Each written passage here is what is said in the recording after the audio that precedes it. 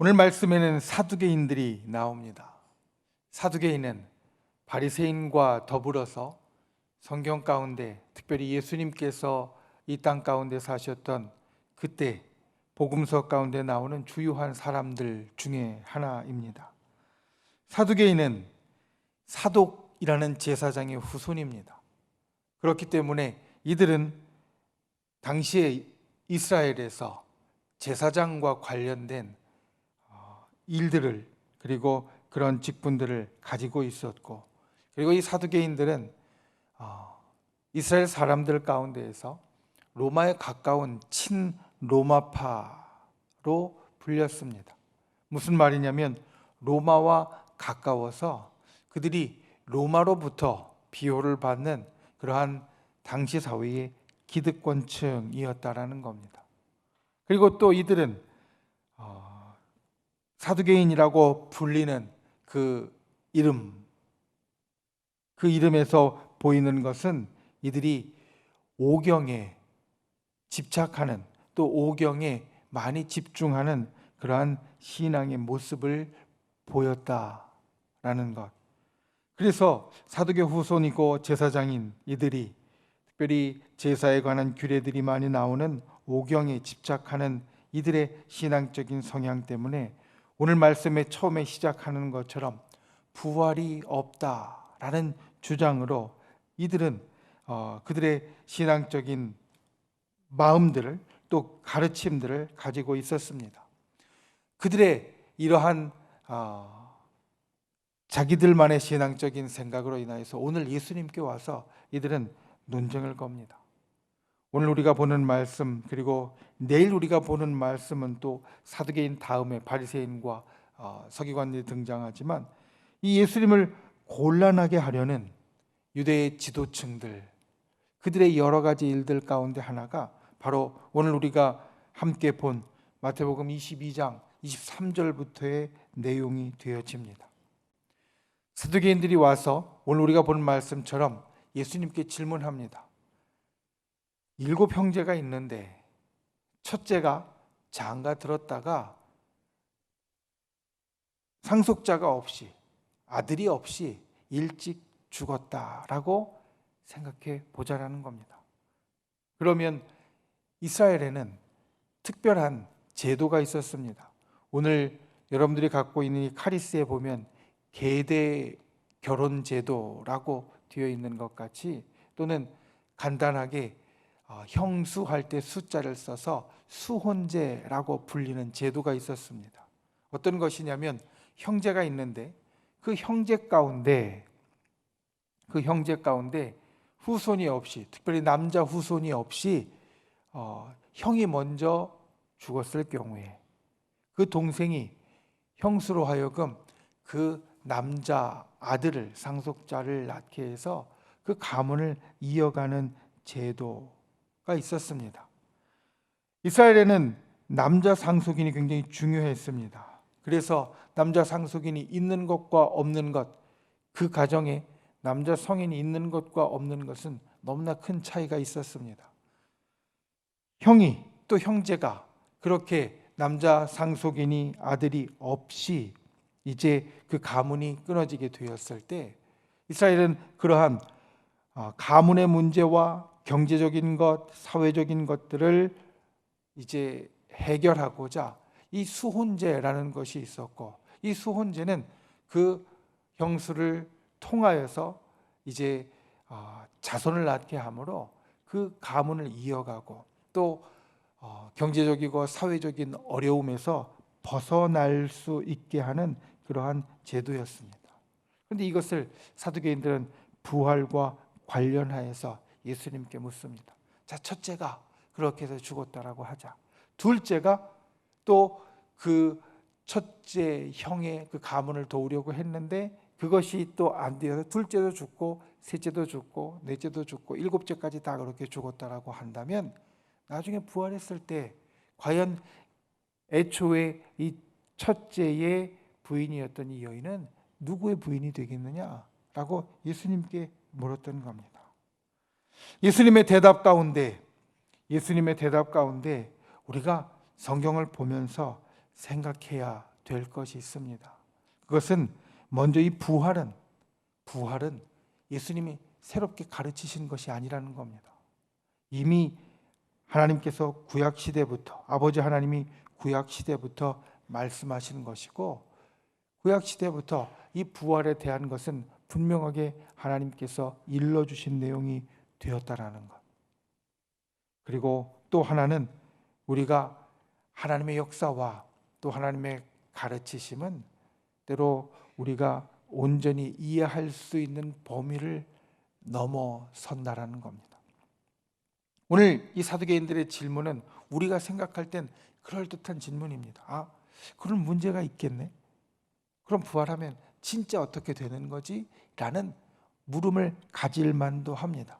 우리가 성경 말씀을 볼 때, 하나님의 말씀을 들을 때, 그 하나님의 말씀을 우리의 이성으로 이해하려고 하고 과학으로 이해하려고 한다면 이런 질문이 마땅히 생길 수도 있습니다.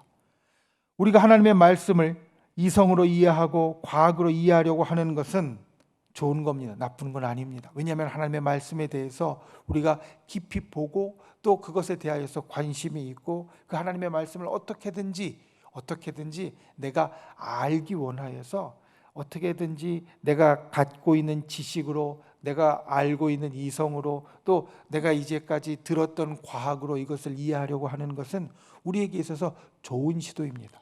그런데 그 가운데 우리가 기억해야 될 것은 무엇이냐면 하나님의 가르치심은, 또 하나님은 우리의 지혜로, 우리의 이성으로, 우리의 과학으로 온전히 이해되는 분이 아니라는 겁니다. 우리가 하나님의 능력을 사모합니다. 하나님의 역사가 우리 삶 가운데 일어나기를 고대합니다. 하나님께서 우리에게 기적을 일으켜 주시길 원합니다. 그런데 여러분, 하나님의 능력과 하나님의 역사와 하나님의 기적은 우리의 이성을, 우리의 과학을 뛰어넘는 겁니다. 만약에 우리의 이성 안에서 이해될 수 있고 우리의 과학 안에서 알아볼 수 있으면 우리는 그것을 기적이라고 말하지 않을 겁니다. 그래서 됐구나라고 우리가 이야기할 것이지, 이건 기적이야, 일어나지 않을 만한 일이 일어났어, 우리는 이렇게 이야기하지 않을 겁니다. 우리가 근본적으로 하나님께 기도하고 간구하고 사모하는 기적과 역사는 우리의 이성을, 또 우리의 과학을, 우리의 지식을 뛰어넘는 일들입니다. 그러니 하나님께서 행하시는 일도 우리가 나의 삶에 일어나는, 때로는 우리가 할 수 있는 것을 뛰어넘는 초자연적인 것이나 아니면 정말 기적적인 일들 뿐만 아니라 하나님께서 행하시는 일들도 우리가 어떤 것은 이해되는 것들이 있지만 또 어떤 것들은 이해되지 않는 것들도 있습니다. 사실 성경에는 이와 같은 것들이 많이 나옵니다. 우리가 갖고 있는 지혜로는, 우리가 갖고 있는 이성으로는 이해하기 어려운 것들, 소위 이단이라고 이야기하는 사람들이 이것을 교묘하게 파고듭니다.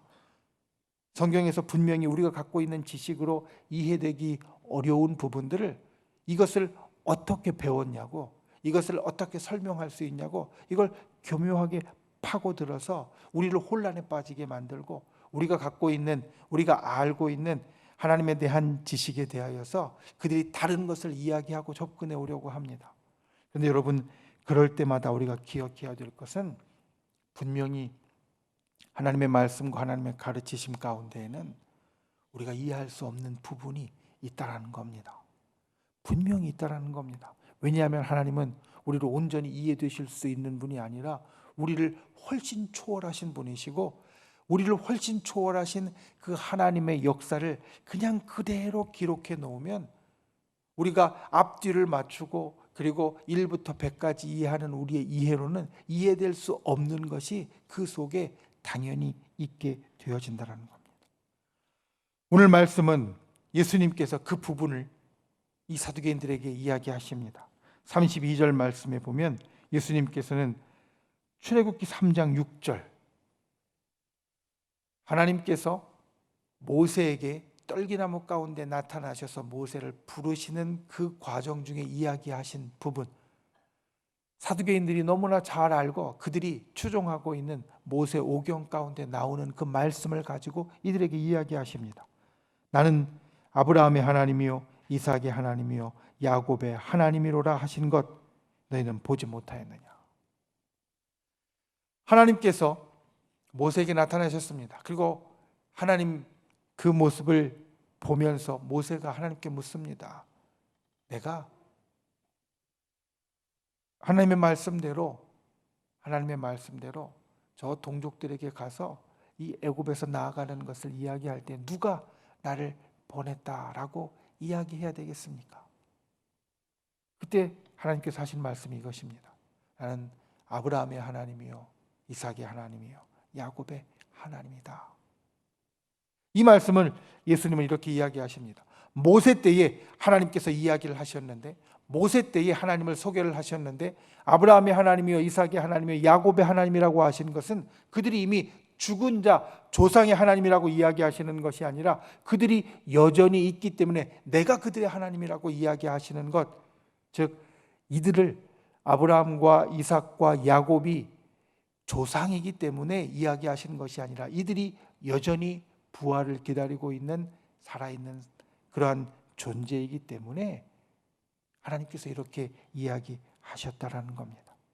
우리가 생각할 때는 그냥 조상의 하나님이라고 이야기하셨구나라고 이해하면 되지만, 사두개인들이 이 예수님의 대답에 아무 말도 할 수 없었던 것은, 이것은 단순히 예전에 이 땅에 살았던 아브라함과 이삭과 야곱이라는 조상을 이야기하는 것뿐만 아니라 하나님께서 이들의 이름을 이야기하시는 것은 아브라함과 이삭과 야곱이 예전에 살았던 조상들이고 이미 이 세상을 떠난 사람이라고 말할 수 있지만, 하나님께서 이야기하신 것은 이들이 여전히 살아있는 존재로서 내가 그들의 하나님이라는 것을 이야기하신다는 걸 이 말씀 가운데 알았기 때문에 사두개인들이 이 말씀에 아무 대답도 하지 못하고 그저 놀랄 수밖에 없었다라는 겁니다.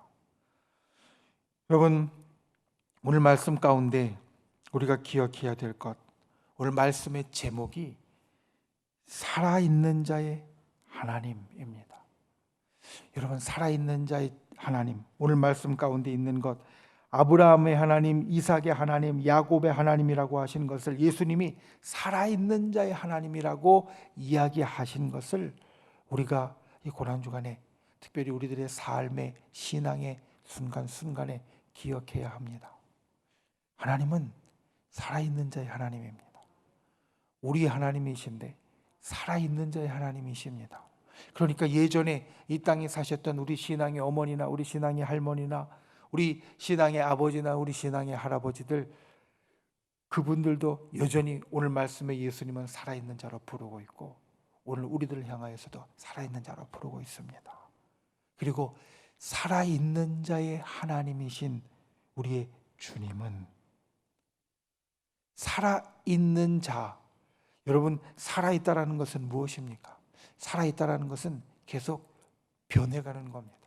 살아있다라는 것은 계속 바뀌는 겁니다. 살아있기 때문에 우리는 입는 옷도 바뀌고 헤어스타일도 바뀌고 우리의 다른 모양도 바뀌고 살아가는 삶의 모양도 하나하나 바뀔 수 있습니다. 우리가 살아있지 않다면 그것은 하나도 바뀔 수 없는 겁니다. 살아있기 때문에 우리는 하루하루 바뀔 수 있습니다. 오늘도 주님 앞에 나와서 예배하면서 우리가 살아있음으로 무언가 변화된 것을 주님 앞에 보이고 만들 수 있고, 또 내일도 또 그 다음 날도 우리가 그것을 만들 수 있습니다.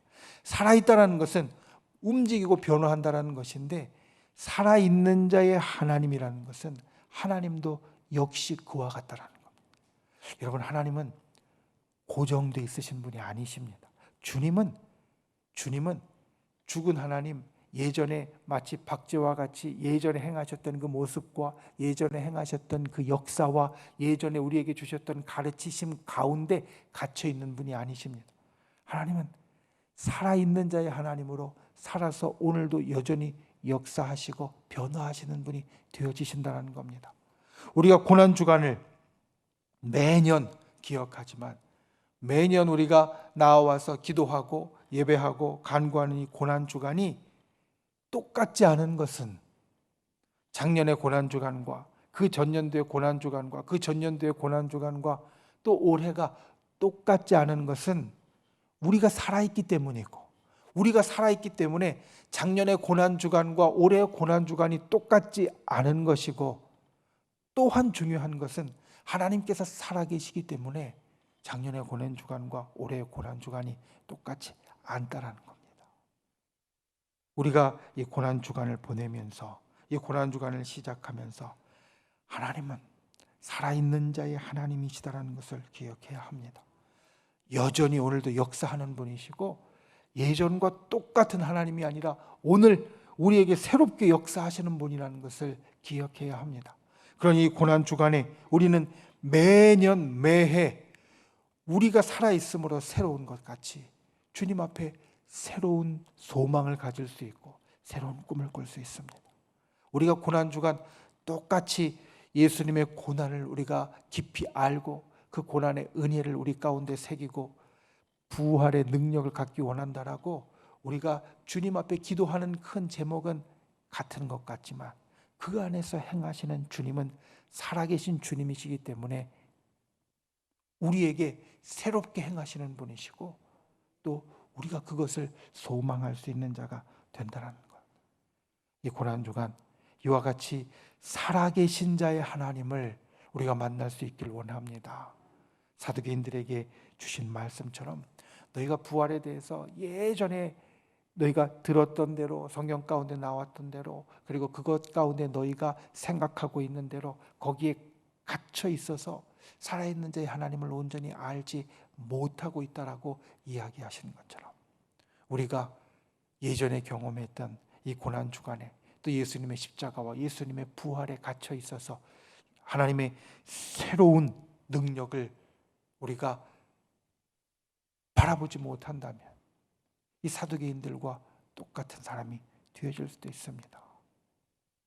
예수님이 오늘 우리에게 주시는 것은 하나님은 살아있는 자의 하나님이시다. 오늘도 새롭게 역사하시는 하나님이시다. 우리에게 새롭게 가르치시는 하나님이시다. 우리에게 놀라운 기적을 새롭게 행하시는 하나님이시다.